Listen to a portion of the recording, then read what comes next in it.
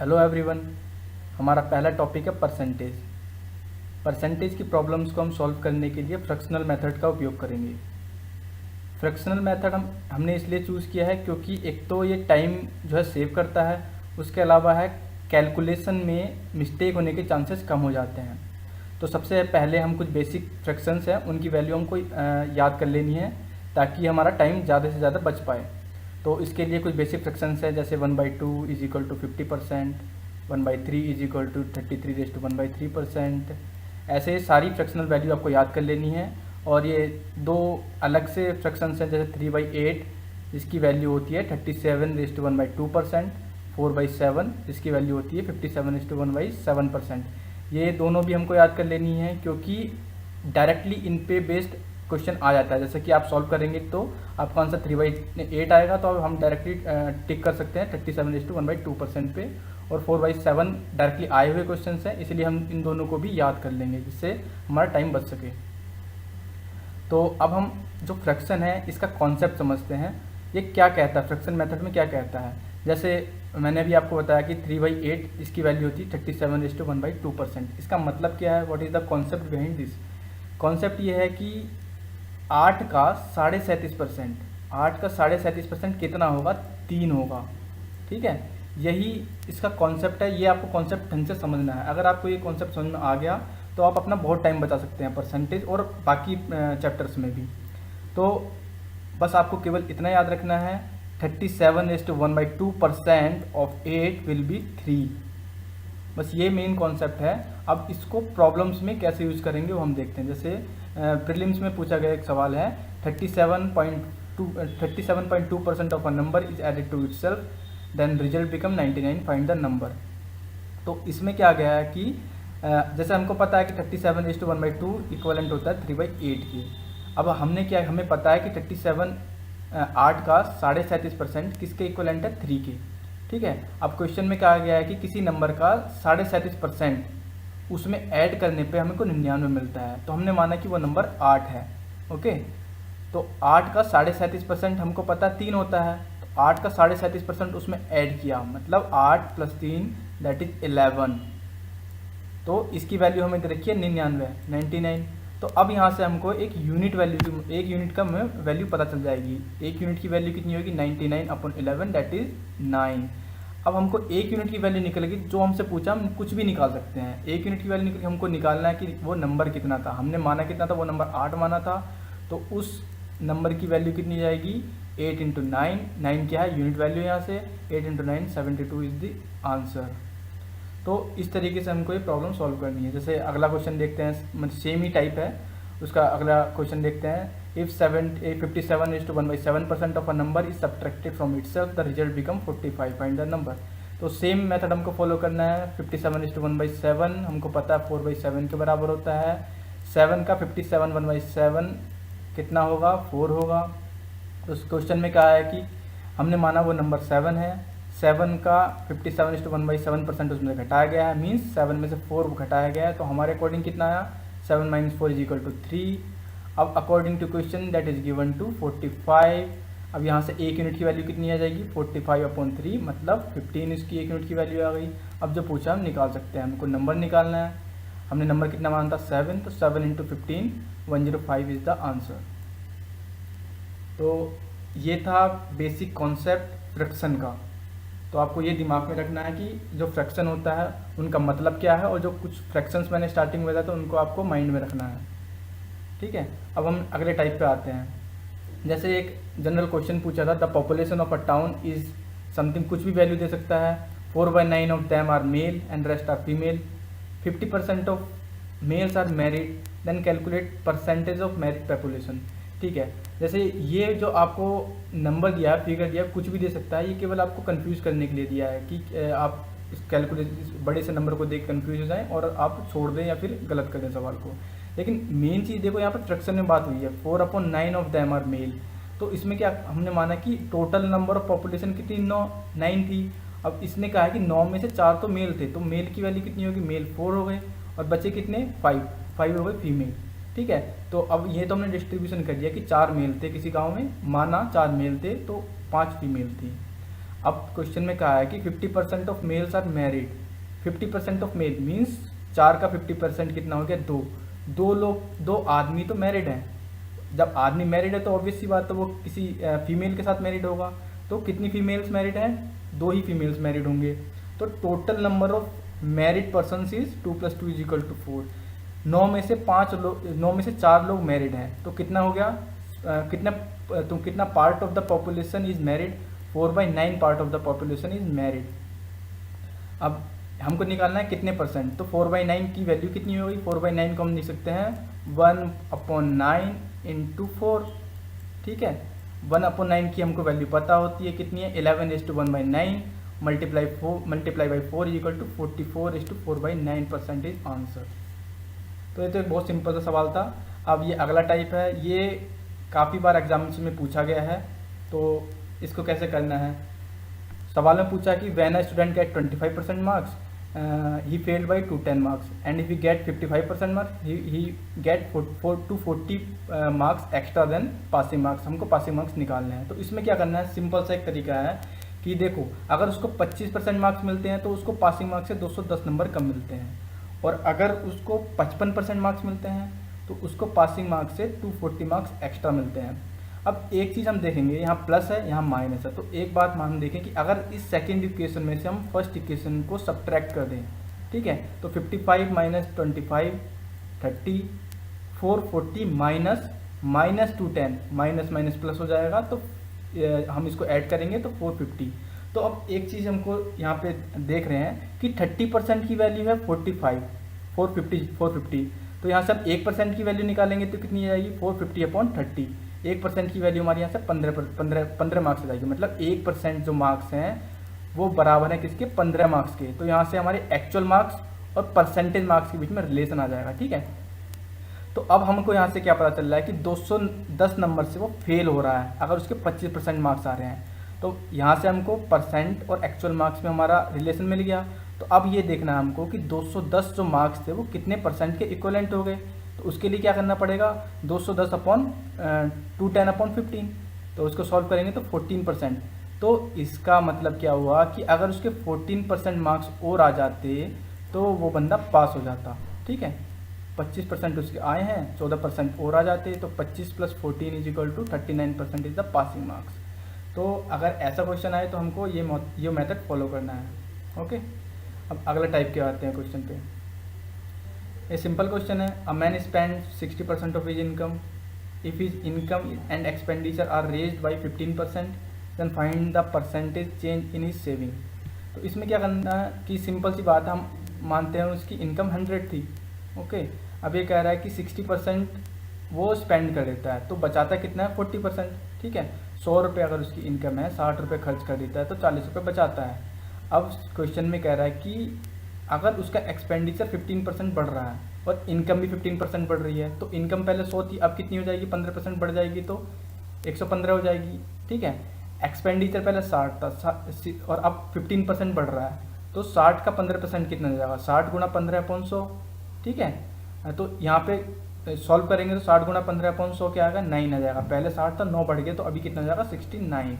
Okay, तो अभी देखो यहाँ पे पहले इनकम 100 थी, एक्सपेंडिचर 60 था, तो बचा रहा था कितने, 40। अब इनकम 115 है, एक्सपेंडिचर 69 है, तो अब कितना बचा रहा है, 115 - 69, तो अभी वो सेविंग कितनी कर रहा है, 46। तो अब हमसे पूछा है कि उसकी सेविंग में कितना परिवर्तन या कितना चेंज हो गया। पहले 40 थी, अभी उसकी सेविंग 46 है, तो कितना परसेंट इंक्रीज हुआ। तो इंक्रीज हुआ कितना, 6 का, कितने में से, 6/40, परसेंट निकालना है इंटू 100। सीधी सी बात, आप उसको सॉल्व करेंगे तो 15% आपका आंसर आ जाएगा। ये सेम क्वेश्चन है, बस डिजिट चेंज है इसकी। अगर आप इसको देखें तो if a man spend 75% of his income, माना पहले 100 थी, 75 खर्च कर रहा था तो 25 सेव कर रहा था। अब ये क्या कह रहा है कि his income is increase by 20%, income 20% बढ़ गई तो अब इनकम हो गई 120, and expenditure is increase by 10%। इस बार उसका एक्सपेंडिचर जो बढ़ा है केवल 10% बढ़ा है। पहले 75 एक्सपेंडिचर था, 75 का 10% निकालेंगे तो 7.5 आएगा। तो अभी उसका एक्सपेंडिचर कितना हो गया, 75 + 7.5 दैट इज 82.5 उसका एक्सपेंडिचर हो गया। तो अब हमें निकालना है क्या है, चेंज इन सेविंग। पहले सेविंग 25 थी, अब ये सेविंग कितनी होगी, 120 कमा रहा है, खर्च कर रहा है 82.5, तो उसकी सेविंग कितनी होगी 120 माइनस 82.5 अर्थात 37.5 उसकी सेविंग हो जाएगी। अब सेविंग में चेंज कितना हुआ, पहले 25 थी, अभी 37.5 है, तो अभी सेविंग में चेंज कितना हो जाएगा 37.5 माइनस 25, सॉल्व करेंगे 12.5 उसका सेविंग में चेंज है। कितना परसेंट निकालना है, तो परसेंट निकालने के लिए 12.5 अपॉन 25 इंटू 100 सॉल्व करेंगे तो 50% चेंज आ जाएगा। तो ये हमारा आंसर आ जाएगा। अब देखो इसी क्वेश्चन को थोड़ी सी लैंग्वेज घुमा के पूछ सकता है। इस बार क्या पूछा, the ratio of expenditure to saving of a man is 2:1 if his income and expenditure are increased by 16% and 10% respectively, find the change in saving। ये क्वेश्चन मेंस में पूछा गया है, 2012-13 मेंस में पूछा गया है। तो देखो इसमें सवाल बिल्कुल सेम है, बस लैंग्वेज में थोड़ा चेंज किया है। इस बार क्या कह रहा है कि एक्सपेंडिचर और सेविंग का रेशियो हमको दे रखा है। एक्सपेंडिचर अगर 2 है तो उसका सेविंग 1 है, ठीक है। तो इनकम, एक्सपेंडिचर और सेविंग में रिलेशन क्या होता है, इनकम इज इक्वल टू क्या होता है, एक्सपेंडिचर प्लस सेविंग, ठीक है। तो हमको एक्सपेंडिचर और सेविंग दे रखा है, तो इनकम कितनी हो जाएगी 3 हो जाएगी। तो इस बार हमने क्या माना, इनकम 300 मान ली, एक्सपेंडिचर 200 हो गया और सेविंग कितना हो गया 100 हो गया, ठीक है। अब इसमें क्या कह रहा है, उसकी इनकम तो 16% बढ़ रही है। इनकम पहले 300 थी, अभी 16% बढ़ रही है। 300 का 16% कितना हो गया 48, तो अभी उसकी इनकम कितनी हो गई 348। और एक्सपेंडिचर कितना बढ़ रहा है 10%। एक्सपेंडिचर पिछली बार कितना था 200 का 10% हो गया 220, तो इस बार एक्सपेंडिचर कितना हो गया 220, ओके। तो अब इनकम उसकी अभी हो गई है 348, एक्सपेंडिचर हो गया 220, तो उसकी सेविंग कितनी हो जाएगी 348 माइनस 220 दैट इज 128, ठीक है। अब सेविंग कितनी थी, पहले उसकी 100 थी, 100 से 128 हो गई है, तो कितना परसेंट इंक्रीमेंट हुआ 100 से 128 मतलब 28% उसका इंक्रीज हुआ सेविंग में। ये हमारा आंसर हो गया। अब देखो इसको थोड़ा सा और घुमा के उसने पूछ लिया, if a man saves 4500 out of his income of 35,500, okay. तो अब इसको हम ध्यान से देखेंगे तो वही क्वेश्चन बन गया। अगर इसका हम रेशियो निकालें तो ये आ जाएगा 1:3, ओके। अभी सेम पहले वाला क्वेश्चन बन गया कि इसकी एक्सपेंडिचर और सेविंग का रेशियो कितना 3:1 है, सेम ही आंसर आ जाएगा बिल्कुल। बस थोड़ा सा घुमा के पूछ लिया, आप रेशियो निकालेंगे, फिर हमने इसका कितना मान लिया, इनकम 300 मान ली, एक्सपेंडिचर 200 हो जाएगा और सेविंग 300 हो जाएगी, बिल्कुल पहले वाला क्वेश्चन हो गया बस। तो इसको आप सॉल्व करेंगे तो सेम आंसर आएगा 28%। अब आते हैं अगले टाइप के क्वेश्चन पे। ये जो टाइप है ये काफ़ी इंपॉर्टेंट है, लगभग हर साल एक क्वेश्चन इससे आ ही जाता है। प्रीलिम्स में भी एक आता है, मेंस में भी एक आ ही जाता है।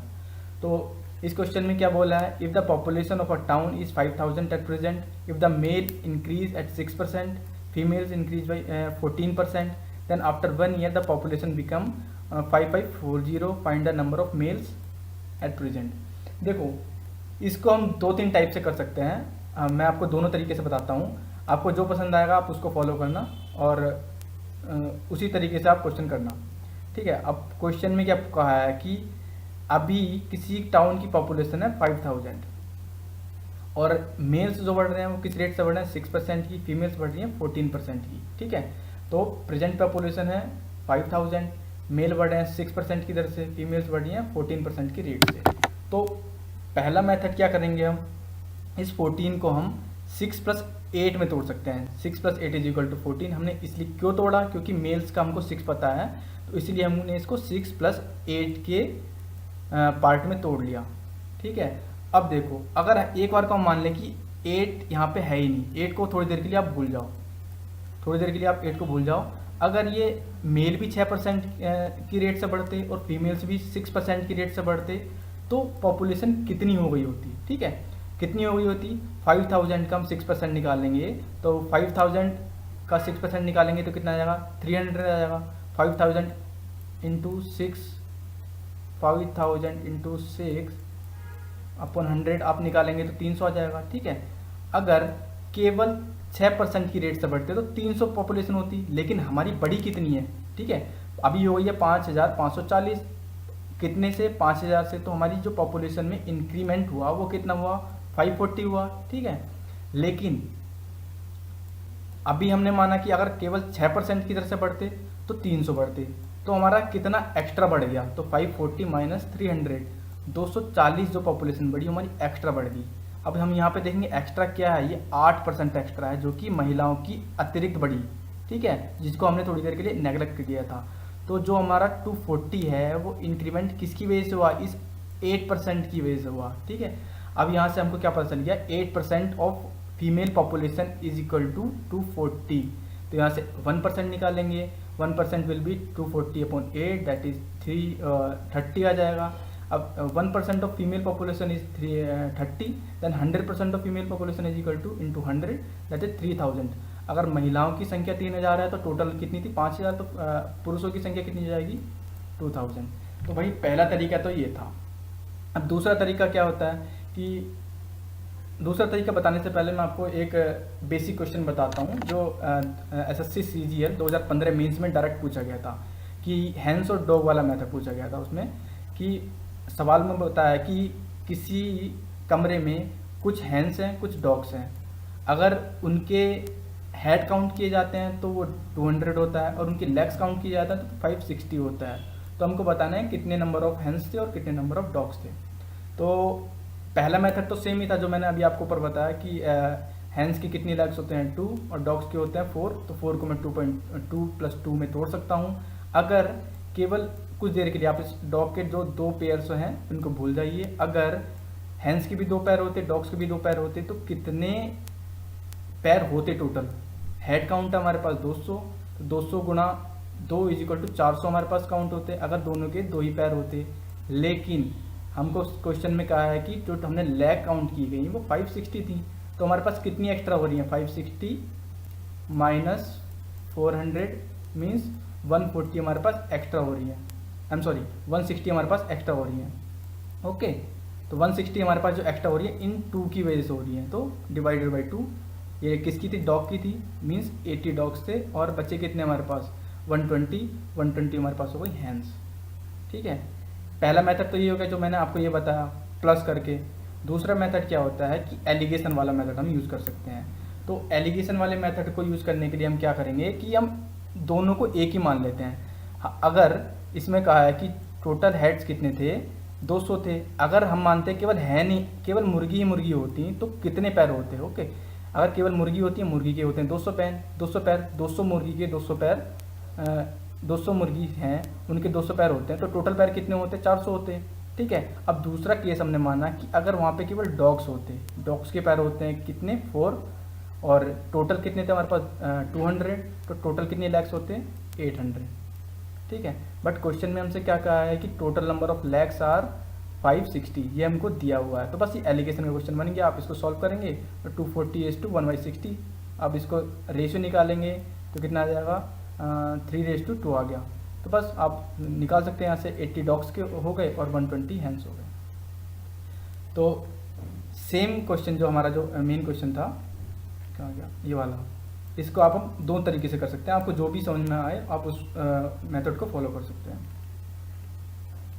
जैसे अब जो सेमी टाइप है उस पर अगला क्वेश्चन क्या गया, the population of a town at present is 6000 if the males and females are increase by 5% and 9% respectively, और after 1 year the population become 6500, find the females at present. बिल्कुल same क्वेश्चन है। आप करेंगे तो पहले ऐसे ही कर लिया, जैसे मेल्स की रेट क्या है 5%, फीमेल्स की है 9 को मैं 5 + 4 में तोड़ सकता हूँ। तो अगर मैं मानता इस 4% को थोड़ी देर के लिए भूल जाइए, अगर केवल 5% से ही बढ़ते तो कितने होते 6000 का 5% निकालेंगे तो कितना आ जाएगा 300।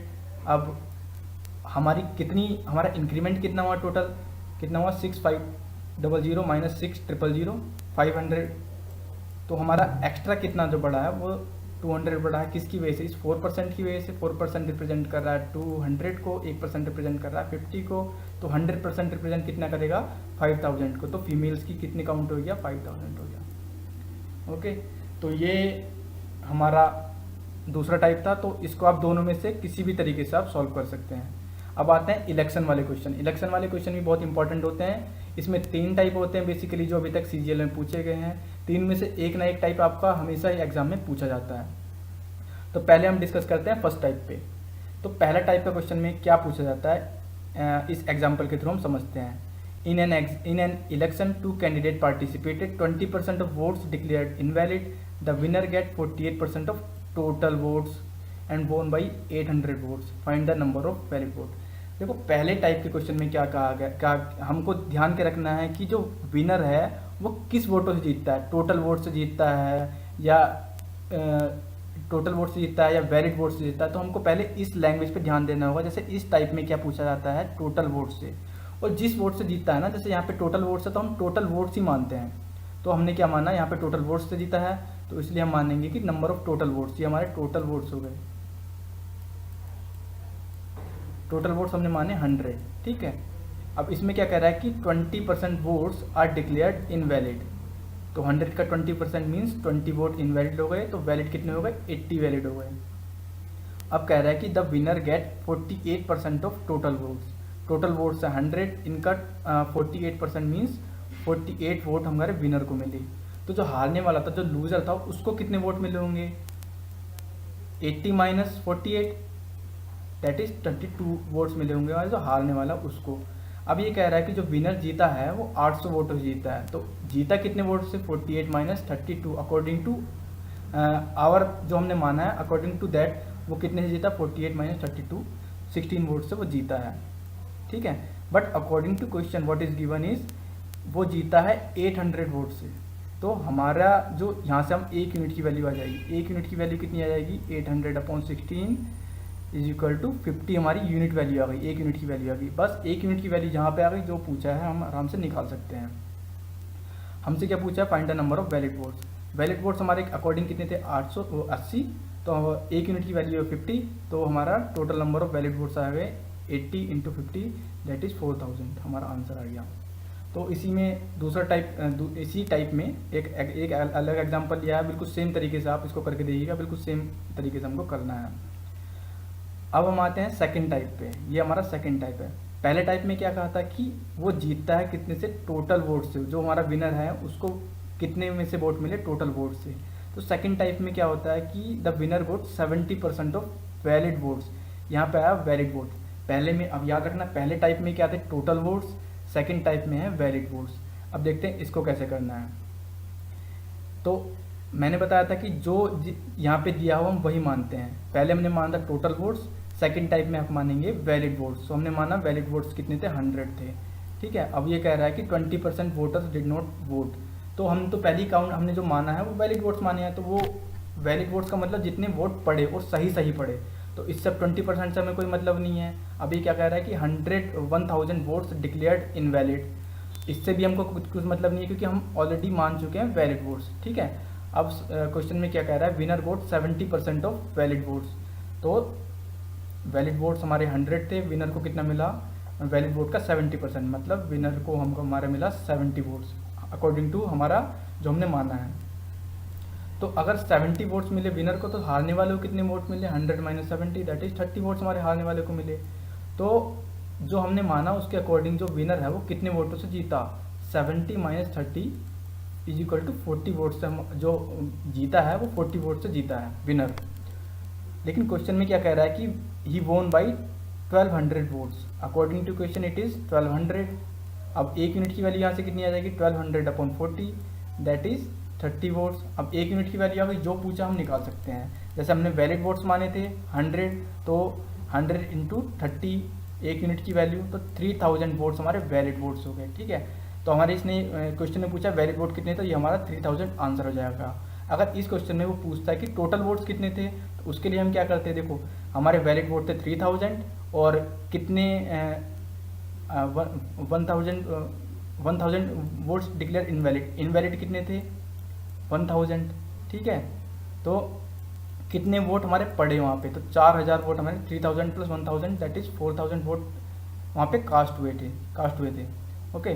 तो अब वोटिंग कितनी हुई, 3000 पर 1000 इज इक्वल टू 4000, वहाँ पे टोटल वोट्स कास्ट हुए थे, ओके। अगर वो पूछेगा कि उस पर्टिकुलर जगह पे कितने वोट्स थे, तो वोट्स क्या इतने क्या है कि 20% of voter did not vote. 20% की वैल्यू कितनी होती है, फ्रैक्शन कितना, 20% का 1/5 होता है, ठीक है।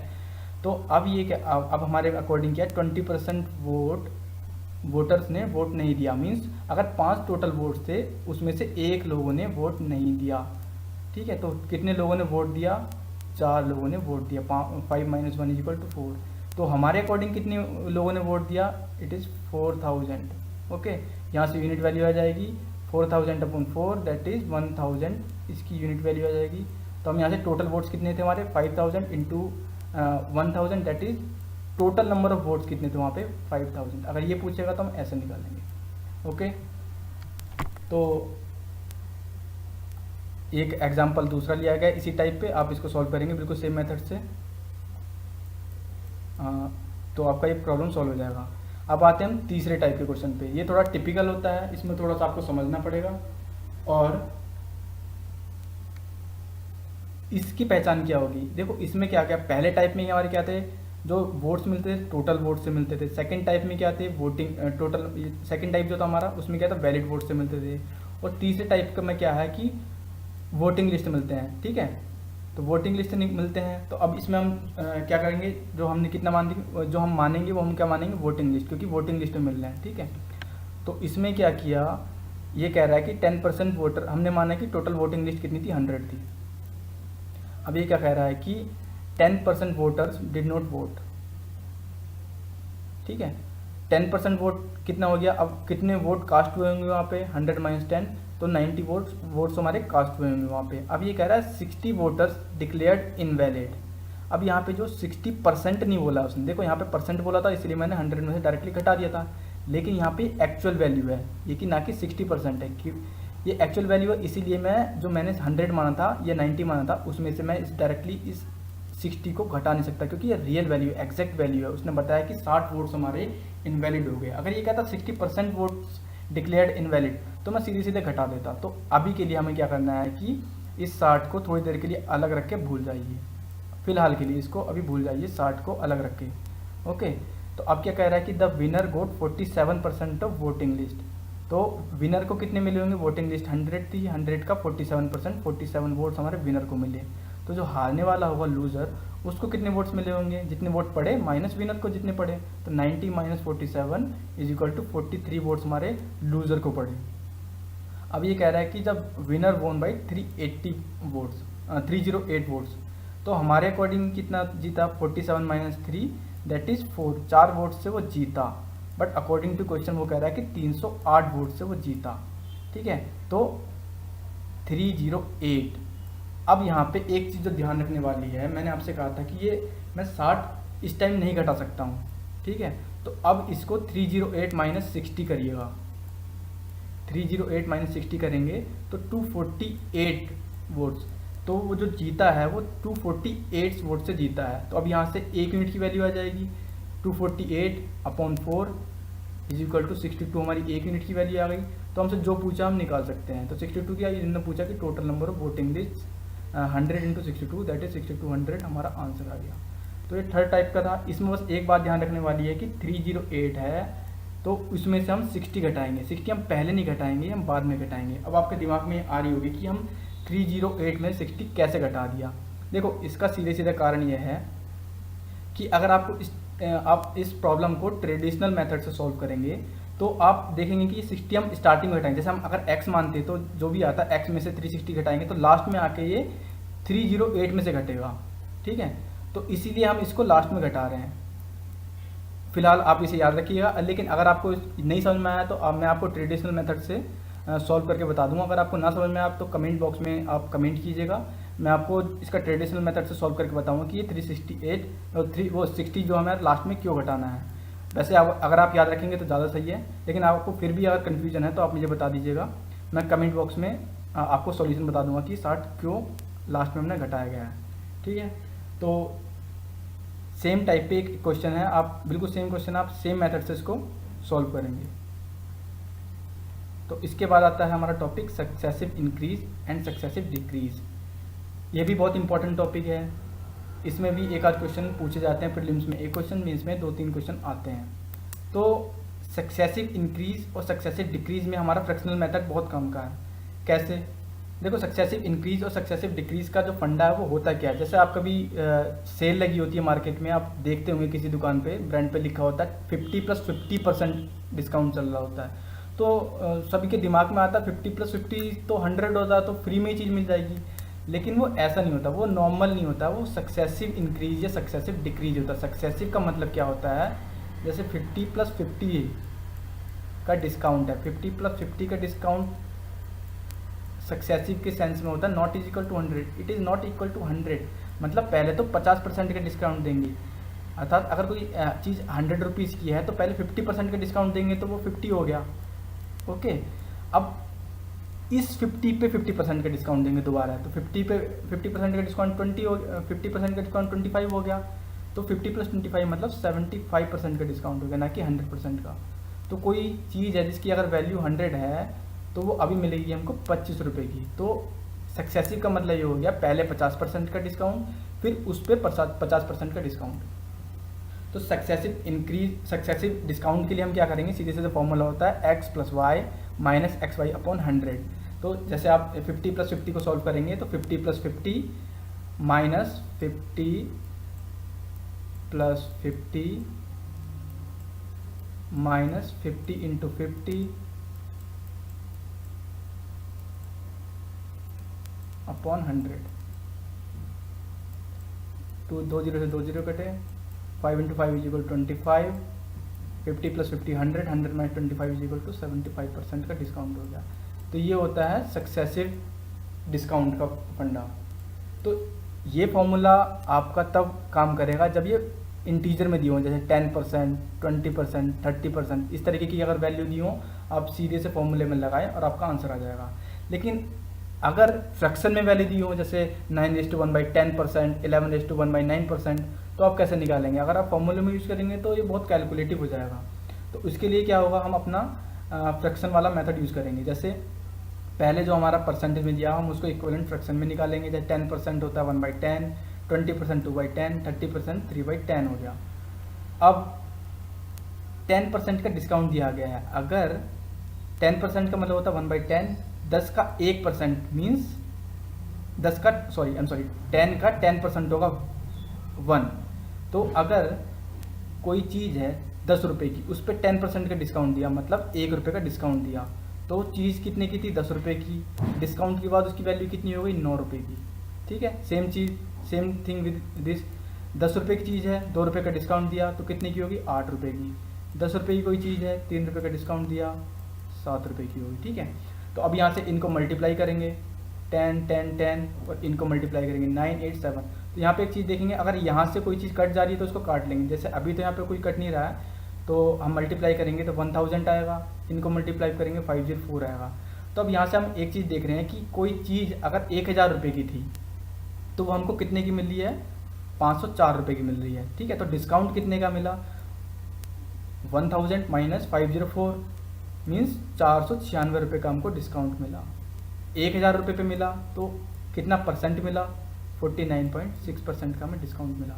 ये हम यूज़ करेंगे फ्रैक्शन मेथड से। अगर आप इसको फॉर्मूले में लगा के सॉल्व करेंगे तो फॉर्मूले से भी आराम से हो जाएगा। लेकिन ये मेथड, फ्रैक्शनल मेथड, कब मोस्ट इम्पॉर्टेंट है? इस केस में, जैसे अगर यहाँ पे दिया गया है कि 11:1/9%, 10%, 9:1/10% का इक्विवेलेंट डिस्काउंट कितना हुआ, तो अब यहाँ पे अगर आप फॉर्मूला यूज़ करेंगे तो बहुत कैलकुलेटिव हो जाएगा, गलत होने के चांसेस ज़्यादा रहेंगे। तो इसको हम सॉल्व करेंगे अपने फ्रैक्शन वाले मेथड से। पहले हम इनको फ्रैक्शन में तोड़ लेंगे। 11:1/9% 1/9, 10% 1/10, 9:1/11 1/11 हो गया। ठीक है, वही चीज़ यूज़ करेंगे। 9 का 11:1/9% कितना होता है? 1। तो अगर कोई चीज़ 9 रुपये की थी, अभी वो कितने, 1 रुपये का डिस्काउंट मिला, 8 रुपये की होगी। सेम विद दिस, 10 रुपये की चीज़ है, 1 रुपये का डिस्काउंट मिल रहा है, तो वो कितने की होगी? 9 रुपये की। अब यहाँ पे वही चीज़ है, 11 रुपये की कोई चीज़ है, 1 रुपये का डिस्काउंट मिला तो 10 रुपये की कोई चीज़ हुई। मैंने आपसे बताया अगर लेफ्ट हैंड साइड वाली कोई वैल्यू में से राइट हैंड साइड वाली कोई वैल्यू कट रही तो काट देंगे। जैसे 9 से ये 9 कटा, 10 से 10 कटा। तो अगर कोई चीज़ 11 रुपये की थी तो डिस्काउंट 3 सक्सेसिव डिस्काउंट देने के बाद उसकी वैल्यू कितनी है? 8। ठीक है, तो डिस्काउंट कितना मिला? 11 - 8 दैट इज़ 3। डिस्काउंट हमेशा कितने पे दिया आता है? मार्क प्राइस पे आता है। कोई चीज़ 11 रुपये की थी, मार्क प्राइस 11 था, उस पर 3 रुपये का डिस्काउंट दिया, तो कितना परसेंट डिस्काउंट दिया? 3/11। ठीक है, अब 3/11 का कैसे तो कर सकते हैं, 3 इंटू 1/11 कर सकते हैं हम इसको सॉल्व करने के लिए। तो 1/11 की वैल्यू हमको पता है 9:1/11 होती है, इंटू टी इंटू 3 27:3/11 इसका आंसर आ जाएगा, इक्विवेलेंट सक्सेसिव डिस्काउंट। तो फ्रैक्शनल अगर वैल्यूज़ दी हो तो हमको इस वाले मेथड से करना है। अब सेम चीज़ को अगर लैंग्वेज में दिया जाए तो कैसे देंगे, जैसे ये सवाल है, ये भी मेंस में आया हुआ सवाल है एक बार। If the population of a town is first increased by 16:2/3% on first year, then second year it is decreased by 37:1/2%, on third year it is increased by 57:1/7%. if the population becomes 165,000 after 3 years, then find the present population। देखो इसमें क्या बोला है कि पहले first year में क्या होता है कि इंक्रीज हो रही है, फर्स्ट ईयर इंक्रीज हो रही है 16:2/3% से, सेकेंड ईयर डिक्रीज हो रही है और थर्ड ईयर इंक्रीज हो रही है। ठीक है, तो अब इनको क्या हमने क्या किया, पहले फ्रैक्शन में तोड़ लिया, 1/6, 3/8, 4/7%। अब देखो पहली बार इंक्रीज हुई है 6 में 1 का इंक्रीमेंट हुआ तो 6 से हो गई 7। ठीक है, दूसरी बार डिक्रीमेंट हुआ है, 8 में से 3 का डिक्रीमेंट हुआ तो कितना हुआ, पहले 8 थी, 3 का डिक्रीमेंट हुआ तो अभी हुई 5। और तीसरी बार क्या, तीसरे साल क्या हुआ, इंक्रीमेंट हुआ, 7 से 4 का इंक्रीमेंट हुआ, 7 और 11। कुछ चीज़ कट रही है तो काट सकते हैं, जैसे 7 से 7 यहाँ से कैंसिल आउट हो गया, और यहाँ पे मल्टीप्लाई किया 6 × 8 48, और यहाँ पे 5 × 11 55। अब देखो अगर इनिशियली किसी स्थान की पॉपुलेशन 48 थी तो 3 साल बाद उसकी 55 हो जा रही है।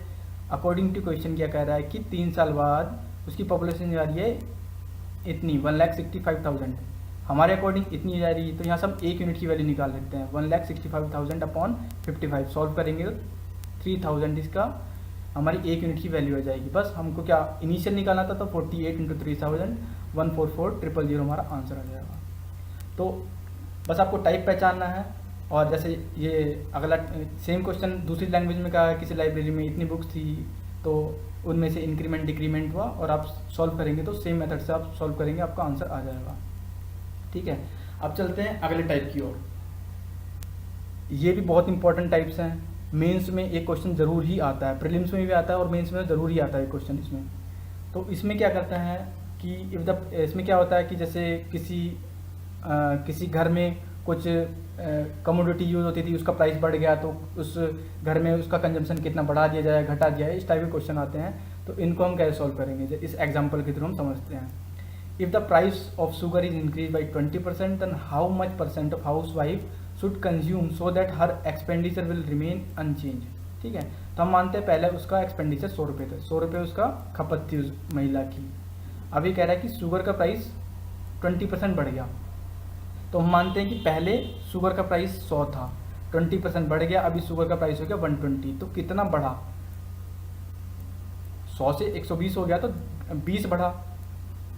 तो इसमें आपको क्या करना है, बस याद ये रखना है कि जितना बढ़ा, जैसे 20 यहाँ पे बढ़ा और कितना हो गया, फाइनली कितना हो गया, जैसे 120 यहाँ पे हो गया, उसका हमको रेशियो निकालना है। ठीक है, जितना बढ़ा दैट इज़ 20 और कितना हो गया फाइनली दैट इज़ 120, इसका रेशियो निकाल लेंगे और हमारा प्रॉब्लम सॉल्व हो जाएगी। देखो 20/120 इसको सॉल्व करेंगे तो 1/6 इसका रेशियो आ जाएगा। तो बस जो रेशियो आएगा वही उसको हमारा आंसर होगा। तो उसको इतना कंज्यूम करना चाहिए, मीन्स उसको अपना जो कंजम्पशन है वो 16:2/3% कम कर देना चाहिए। बस हमको एक रेशियो निकालना है, रेशियो क्या होगा, जितना बढ़ा या घटा और जितना अल्टीमेटली फाइनली हो गया वो रेशियो आ जाएगा, वही हमारा आंसर होगा कि उस घर के जो तुम्हारा कंजम्पशन है वो इतना बढ़ाना या घटाना चाहिए। ठीक है, अब इसी चीज़ को हम अगले एग्जाम्पल के थ्रू समझते हैं। देखो अगले क्वेश्चन में क्या कह रहा था, price of sugar is increase by 25%। पहले माना कि 100 रुपये की प्राइस 100 रुपये किसी पर यूनिट केजी का हमारे शुगर का प्राइस था, अब वो कह रहा है 25% बढ़ गया है, तो अभी कितना हो गया 125। ठीक है, अभी ये क्वेश्चन में कह रहा है how much % a housewife should reduce her consumption so that her expenditure will increase by 15%। Okay, 100 रुपये की शुगर पहले आती थी, 25% का इंक्रीमेंट हो गया, तो अभी शुगर का प्राइस हो गया 125, जो पहले 100 रुपये की आती थी। अब कोई महिला का एक्सपेंडिचर कंजम्पशन 100 रुपये था, अब वो कह रहा है कि उसकी केवल सामर्थ्य इतनी है कि केवल 15% बढ़ा सकती है। तो 100 से केवल वो अपना 115% कर सकती है, क्योंकि 15% क्वेश्चन में कहा है कि वो बढ़ा सकती है, उसका बजट है। तो 100 से बढ़ा के 115 तो कर सकती है, लेकिन महंगाई कितनी बढ़ गई है, 100 से 125 बढ़ गई है। ठीक है, तो अभी पहले मैंने क्या बताया था कि हमको रेशियो निकालना होता है जितना डिफरेंस हुआ। तो डिफरेंस कितना हुआ, 115 से 125। ठीक है, 125 माइनस 115 डिफरेंस हो गया कितना, 10 हो गया, अपॉन अल्टीमेटली फाइनली कितना प्राइस हुआ, 125। तो 10/25 हमारा रेशियो आ गया। सॉल्व करेंगे 8% उसको अपना कंजम्पशन कम कर देना चाहिए, हमारा आंसर हो गया। बस ये रेशियो हम निकाल लेंगे, वो हमारा आंसर आ जाएगा। ठीक है, अब इसी में थोड़ा सा अगला वेरिएशन देखते हैं। If a price of a sugar is increase by 30%, then by how much kg of housewife should decrease her consumption so as her expenditure will increase 10% only if her original consumption is 65 kg। ठीक है, पहले तो हमको क्या करना होता है इस टाइप में, सीधे सीधे जो रेशियो निकाल लेते हैं, जितना बढ़ा और जितना अल्टीमेटली प्राइस हुआ। अब जैसे 100 रुपये किसी 100 रुपये माना कि शुगर का प्राइस था, इंक्रीज कितना हुआ 30%, तो 100 से अभी कितना हो गया 130 हो गया शुगर का प्राइस। अभी क्या कह रहा है कि हाउस वाइफ का कंजम्पशन कितना बढ़ा देती है, अपना एक्सपेंडिचर कितना बढ़ा सकती है, वो केवल 10% बढ़ा सकती है, 100 से 110 वो कर सकती है। ओके, तो अब हमारे पास वो फ्रैक्शन सबसे पहले हम निकालेंगे, वो रेशियो निकालेंगे, कितना बढ़ा 110 से 130 कितना बढ़ा 20, तो 20 अपॉन फाइनली कितना प्राइस हो गया 130। तो हमारे पास रेशियो कितना आ गया 2/30। तो अब जो रेशियो आया, इस रेशियो में आपको दो चीज़ याद रखनी है। रेशियो है क्या, अभी तक मैंने आपको बताया था कि वो रेशियो निकालना है और आंसर आ जाएगा। लेकिन अगर क्वेश्चन में अगर ये वैल्यू दिया कि इसको ओरिजिनल कंजम्पशन इतने kg था या इतने % बढ़ा, इतना kg बढ़ा, अगर kg में बात की जाए तो इस रेशियो का सिग्निफिकेंस क्या है, तो ऊपर जो होता है और नीचे जो होता है इसका सिग्निफिकेंस क्या है। तो देखो हमेशा जो डिनोमिनेटर में होगा, जो नीचे वाला पार्ट होगा ना, ये ओरिजिनल कंजम्पशन को शो करेगा, ओरिजिनल कंजम्पशन कि उस महिला का पहले कितना कंजम्पशन था, इतना था। और जो ऊपर वाला पार्ट होगा वो हमेशा दिखाएगा कि इतने % इतना बढ़ोतरी हुई या इतने कमी हुई। ठीक है, तो अब जैसे हमारा रेशियो 2/13 आया, तो ये कह रहा है कि जो मैंने बताया हमेशा जो डिनोमिनेटर वाला पार्ट होगा हमेशा ओरिजिनल कंजम्पशन होगा। क्वेश्चन में क्या कहा है कि ओरिजिनल कंजम्पशन उसका 65 था। ठीक है, तो 13 रिप्रेजेंट कर रहा है किसको, 65 को। तो एक यूनिट की वैल्यू कितनी आ जाएगी 65/13, दैट इज 5। तो अब हमको निकालना क्या है कि कि उसको अपना कितना कंजम्पशन कम कर देना चाहिए। ठीक है, तो मैंने हमेशा ये बताया कि कितना कम करना है या बढ़ाना है, ये डिनोट करेगा ऊपर वाला पार्ट। ठीक है, तो अब 2 हमारा दे रखा है, यूनिट वैल्यू की हमारे पास एक यूनिट की वैल्यू कितनी है 5, तो 5 × 2 मीन्स 10 kg उसको अपना कंजम्पशन कम कर देना चाहिए, हमारा आंसर आएगा। इसमें केवल आपको ये बात ध्यान रखनी है कि जो हमारा फ्रैक्शन आएगा उसमें ऊपर वाला तो डिनोट किसे करेगा, जो कम किया या बढ़ाया, और नीचे वाला ओरिजिनल कंजम्पशन को। बस आपको क्वेश्चन सॉल्व हो जाएगा। जैसे एक क्वेश्चन और देखते हैं इसी टाइप में। If the price of sugar is increase by 20%, पहले 100 था तो अभी 120 हो गया। Due to this a housewife reduce 7 kg of consumption. ठीक है, जैसे पिछली बार में क्या दिया था, ओरिजिनल कंजम्पशन उसने दिया था कि 65 kg, इस बार क्या कहा है कि उसने अपना कंजम्पशन 7 kg कम कर लिया है। सो दैट अब आगे क्या दिया है, सो that her expenditure will increase by 5%। उसकी सामर्थ्य कितनी है, केवल 5% अपना एक्सपेंडिचर बढ़ा सकती है, तो 100 से 105 बढ़ा सकती है। पहले हम निकालेंगे रेशियो, कितना बढ़ा 105 से 120, तो मीन्स 15 बढ़ा और अल्टीमेटली फाइनली कितना हो गया 120। रेशियो आ जाएगा 15/120, सॉल्व करेंगे 1/8। अब मैंने कहा था ऊपर वाला क्या होता है, जितना बढ़ा या घटा, नीचे वाला ओरिजिनल कंजम्पशन। ठीक है, तो हमें क्वेश्चन में दिया है कि जो रिड्यूस हुआ है वो 7 kg हुआ, मीन्स 1 हमारा इक्वलेंट है कितने 7 kg के, तो यहाँ से हमारा एक यूनिट की वैल्यू कितनी आ जाएगी 7 kg। अब हमको ओरिजिनल कंजम्पशन निकालना है, तो 8 × 7 दैट इज़ 56 kg हमारा ओरिजिनल कंजम्पशन आ जाएगा आंसर। ऐसे आप अगले इस जो एग्जांपल दिया इसको सॉल्व करेंगे बिल्कुल सेम तरीके से, तो ये हमारा आंसर आएगा। बस याद रखना है कि ऊपर वाला जो हुआ वो किसको डिनोट करेगा, बढ़ा या जो घटा वो वाला पार्ट को, नीचे वाला ओरिजिनल कंजम्पशन को। बस हमारा आंसर आ जाएगा। ठीक है। अब इसमें एक छोटा सा क्वेश्चन और देखते हैं परसेंटेज में, जो प्रीलिम्स में कभी कभी पूछ लिया जाता है कि जैसे कोई नंबर है उसको हमको मल्टीप्लाई तो करना था 3/5 से, 5/3 से, लेकिन बाई मिस्टेक किसी स्टूडेंट ने उसको 3/5 से मल्टीप्लाई कर दिया, तो कितने परसेंट एरर हुई, तो हमको ये निकालना है। तो इसमें हम क्या करेंगे कि जो नीचे वाला होता है ना डिनोमिनेटर वाला, इसका हम एलसीएम निकाल लेंगे। 5 और 3 का एलसीएम आ जाएगा कितना, 15। और इसको हम मान लेते हैं कि वो नंबर इतना था, माना कोई नंबर 15 था, ठीक है, कोई नंबर 15 था, उसको मल्टीप्लाई कितने से करना था, 5/3 से, ठीक है, 5/3 से तो मल्टीप्लाई करना था। तो अगर 15 को 5/3 से मल्टीप्लाई करेंगे तो 25 आना चाहिए था, इतना तो हमारा वास्तव में आना चाहिए था, लेकिन बाय मिस्टेक उसकी मल्टीप्लाई किससे कर दिया, 3/5 से, ठीक है। तो 15 को 3/5 से मल्टीप्लाई किया, हमारा आंसर आया कितना, 9, बाय मिस्टेक इतना आया। तो वो कह रहा है कितने परसेंट एरर थी, ठीक है, आना चाहिए था 25, आ गया कितना, 9। तो हमारी एरर कितने परसेंट थी, 25 - 9 दैट इज 16। 16% एरर कितने में से हुई, 25 में से, क्योंकि एक्चुअल हमारा इतना था। तो 16/25 × 100 आप सॉल्व करेंगे तो 64% हमारा आंसर आ जाएगा। तो दोस्तों परसेंटेज में लगभग ये सभी टॉपिक्स जो एग्जाम्स में पूछे गए थे। अगर आपको कोई डाउट हो तो आप कमेंट सेक्शन में कमेंट कर सकते हैं, मैं कोशिश करूँगा आपको सॉल्यूशन देने के लिए। और अगर आपको ये लेक्चर पसंद आए तो आप कमेंट करके मुझे बताइएगा, ताकि मैं बाकी सारे टॉपिक्स भी कवर कर सकूं। Thank you guys.